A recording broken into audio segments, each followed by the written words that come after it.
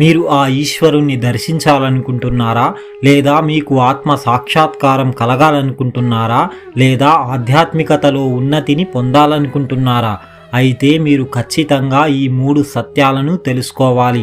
ఈ 3 సత్యాలను ఎవరైతే తెలుసుకుంటారో వారు ఇక ఏమీ తెలుసుకోనవసరం లేదు.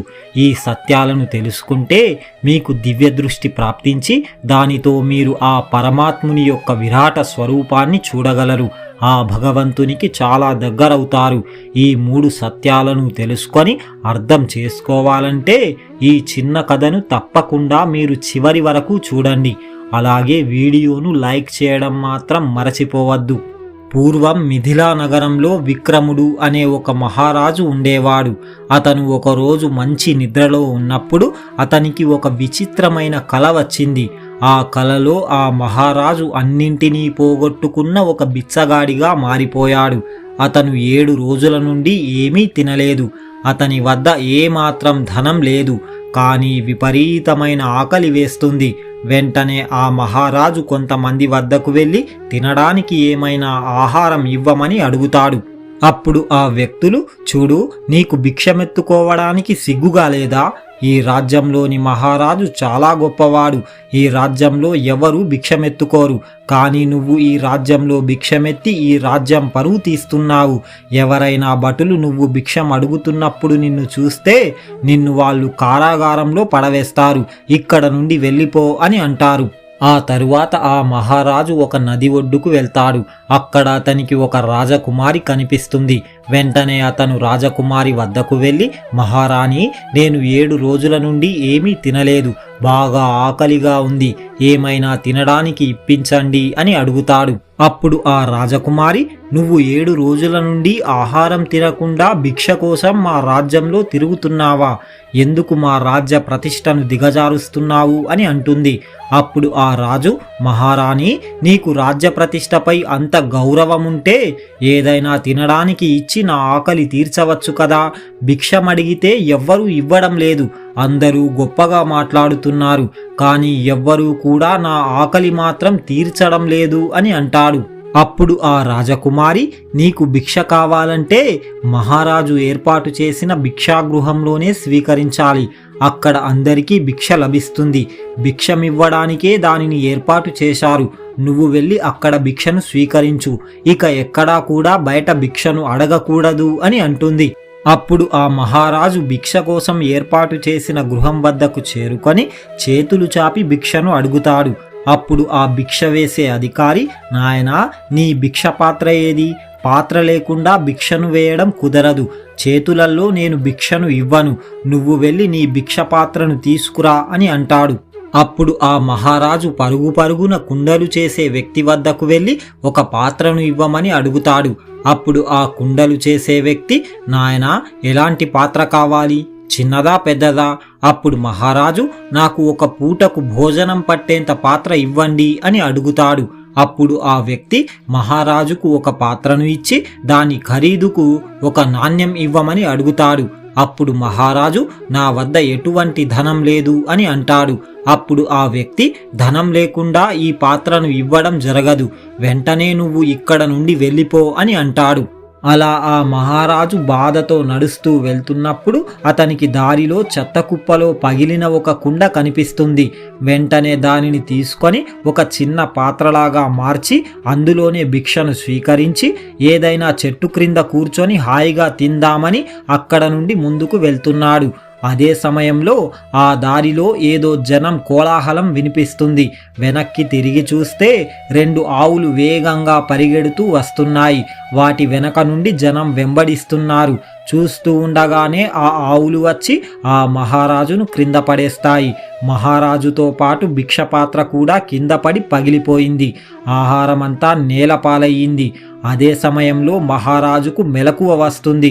ఇంత ఘోరమైన కల వచ్చినందుకు మహారాజుకు చాలా భయం కలిగింది. ఆ కల మహారాజుపై చాలా ప్రభావాన్ని చూపిస్తుంది. అతనికి ఏది నమ్మాలో అర్థం కావడం లేదు. నేను కలగన్నది సత్యమా లేక ప్రస్తుతం నేను చూస్తున్నది సత్యమా? మహారాజు ఒక భటుణ్ణి పిలిచి నన్ను ఒక్కసారి తాకి చూడు అని అంటాడు. అప్పుడు ఆ భటుడు భయపడుతూనే రాజును ముట్టుకుంటాడు. అప్పుడు మహారాజుకు స్పర్శ తెలుస్తుంది. కానీ మహారాజు మనస్సు మాత్రం వచ్చిన ఆ భయంకరమైన కల గురించే ఆలోచిస్తుంది.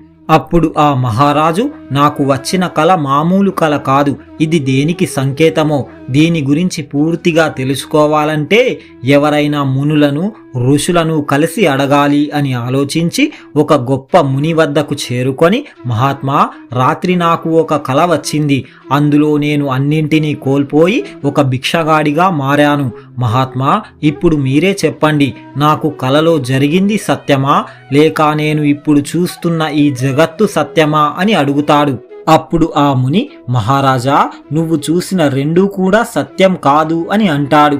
అప్పుడు మహారాజు, మహాత్మా, మీరు ఏం చెబుతున్నారు? నేను కలలో ఒకటి చూశాను, అలాగే నాకు మెలకువ వచ్చిన తరువాత ఒకటి చూశాను. నాకు కలలో కనిపించింది సత్యం కాకపోయినా నేను ఇప్పుడు చూస్తున్న అనుభవిస్తున్న ఈ జగత్తు మాత్రం సత్యమే కదా అని అంటాడు. అప్పుడు ఆ ముని, మహారాజా, నీకు ఇంకా మెలకువ ఎక్కడ వచ్చింది? నువ్వు మూడవ సత్యాన్ని ఎప్పుడైతే తెలుసుకుంటావో అప్పుడే నీకు పూర్తి జ్ఞానం కలుగుతుంది.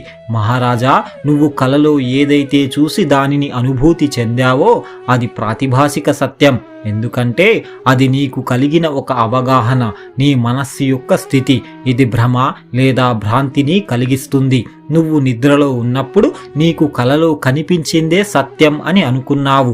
నువ్వు నిద్రలోంచి ఎప్పుడైతే బయటకు వచ్చావో అప్పుడు నాకు వచ్చింది కల మాత్రమే అనే జ్ఞానం నీకు కలిగింది. నీకు మెలకువ వచ్చిన తరువాత ఆ వచ్చిన కల సత్యం కాదు, అది ఒక కల మాత్రమే. నేనిప్పుడు చూస్తున్నా, బ్రతుకుతున్నా, అనుభవిస్తున్నా, ఆనందిస్తున్న ఈ జగత్తు మాత్రమే సత్యం అని అనుకున్నావు. కానీ మహారాజా, ఇప్పుడు నువ్వు చూస్తున్నా, అనుభవిస్తున్న ఈ భౌతిక వస్తువులు, బంధాలు, సుఖాలు, చివరికి నువ్వు ప్రస్తుతం చూస్తున్న ఈ జగత్తు కూడా సత్యం కాదు. ఇదంతా వ్యావహారిక సత్యం. ఇది సత్యం కాదు. దీనిని అందరూ అనుభవించగలుగుతారు. ఈ భౌతిక ప్రపంచంలో కనిపించేదంతా వ్యావహారిక సత్యం మాత్రమే. మహారాజా, నీకు మూడవ సత్యం గురించిన జ్ఞానం కలిగితే ఈ సంసారం, ఈ జగత్తు, భౌతిక వస్తువులు, బంధాలు అన్నీ కూడా మిథ్యా అని అర్థమైపోతుంది అని అంటాడు. అప్పుడు ఆ మహారాజు, మహాత్మా, అసలు ఆ మూడవ సత్యం ఏమిటి? దానిని నేను తెలుసుకోవాలనుకుంటున్నాను. దాన్ని నాకు పూర్తిగా వివరించండి అని అడుగుతాడు. అప్పుడు ఆ ముని, నాయనా, ఆ మూడవ సత్యం ఏమిటంటే అదే మన సనాతన సత్యం, బ్రహ్మం. బ్రహ్మమే చివరి సత్యం. ఇదే శాశ్వతం. బ్రహ్మమే సత్యం. ఈ జగత్తు ఒక మిథ్య అని అంటాడు. అప్పుడు ఆ మహారాజు, మహాత్మా, ఈ జగత్తు వాస్తవం కాదా? మనం చూస్తున్నదంతా మిథ్యనేనా అని అడుగుతాడు. అప్పుడు ఆ ముని, మహారాజా, ఈ భౌతిక జగత్తు వాస్తవమే, కానీ శాశ్వతం కాదు. ఈ జగత్తు అంతా ఏదో ఒక రోజున నాశనమవుతుంది. ఎలాగంటే మనం నిద్రలోంచి లేవగానే అప్పటి వరకు మనం కంటున్న కల నాశనమైనట్టుగా, అదేవిధంగా ఈ జగత్తు కూడా కొన్ని కోట్ల సంవత్సరాల తరువాత నాశనమైపోతుంది. అప్పుడు కేవలం బ్రహ్మం మాత్రమే మిగులుతుంది. అది ఎప్పుడూ కూడా శాశ్వతంగా ఉంటుంది. అదే చివరి సత్యం. మనం ఇప్పుడు భౌతికంగా చూస్తున్న, అనుభవిస్తున్న వస్తువులన్నీ కూడా ఆ బ్రహ్మం నుండే సృష్టించబడినవి. కానీ పేర్లు మాత్రమే వేరు. ఎలాగంటే ఈశ్వరుడు, బ్రహ్మ, మహేశ్వరుడు, విశ్వం, భూమి, ఇలా అనేకం. పేర్లు మాత్రమే వేరు. చివరికి సత్యం మాత్రం ఒక్కటే. ఉదాహరణకు ఒక బంగారం ముద్దతో రకరకాల ఆభరణాలు తయారు చేస్తారు. గొలుసులు, గాజులు, ఉంగరాలు, ముక్కుపుడక, వీటి పేర్లు, ఆకారాలు మాత్రమే వేరువేరుగా ఉంటాయి. కానీ ఈ ఆభరణాలన్నీ కూడా ఒకే బంగారపు ముద్ద నుండి ఏర్పడ్డాయి. బంగారపు ముద్ద నుండి బయటకు వచ్చిన తరువాత వీటి ఆకారం, పేర్లు మారిపోయాయి. అలాగే ఆ బ్రహ్మం నుండే బ్రహ్మ, దేవతలు, బ్రహ్మాండము, భూమి, జీవాత్మ ఇలా అన్నీ ఉద్భవించాయి. వీరి పేర్లు, ఆకారం, గుణాలు మాత్రమే వేరుగా ఉంటాయి. బంగారు ఆభరణాలన్నింటినీ మళ్ళీ మంటలో వేసి కరిగిస్తే మళ్ళీ బంగారు ముద్దగా పూర్వపు స్థితినే పొందుతాయి. ఇక్కడ బంగారు ముద్ద మాత్రమే శాశ్వతం. అలాగే భౌతిక, అలౌకిక వస్తువులు, ఈ జగత్తు ఎప్పుడైతే నష్టమవుతుందో అప్పుడు కేవలం బ్రహ్మం మాత్రమే మిగులుతుంది. అదే శాశ్వతం. మనం ఈ బ్రహ్మాండంలోని ప్రతి కణంలో, ప్రతి వస్తువులో కేవలం ఆ భగవంతుణ్ణి, ఆ బ్రహ్మంని మాత్రమే చూడగలిగితే ఆ భగవంతుని యొక్క విరాట స్వరూపం మనకు కనిపిస్తుంది. ఆ భగవంతుని విరాట స్వరూపం అనంతం. ఈ బ్రహ్మ సత్యాన్ని ఎవరైతే తెలుసుకుంటారో వారికి ప్రతి అణువులో ఆ భగవంతుడు తప్పకుండా దర్శనమిస్తాడు. అందుకే ప్రతి ఒక్కరూ ఈ 3 సత్యాలను తప్పకుండా తెలుసుకోవాలి. చూశారు కదా, మీకు గనక ఈ వీడియో నచ్చితే జై శ్రీకృష్ణ అని ఒక చిన్న కామెంట్ చేయండి. ఇలాంటి మరిన్ని వీడియోస్ కోసం ఇప్పుడే మా ఛానల్ని సబ్స్క్రైబ్ చేసుకోండి. పక్కనే ఉన్న బెల్ ఐకాన్ని ప్రెస్ చేయండి. మా వీడియోని లైక్ చేయండి, షేర్ చేయండి. జై శ్రీకృష్ణ.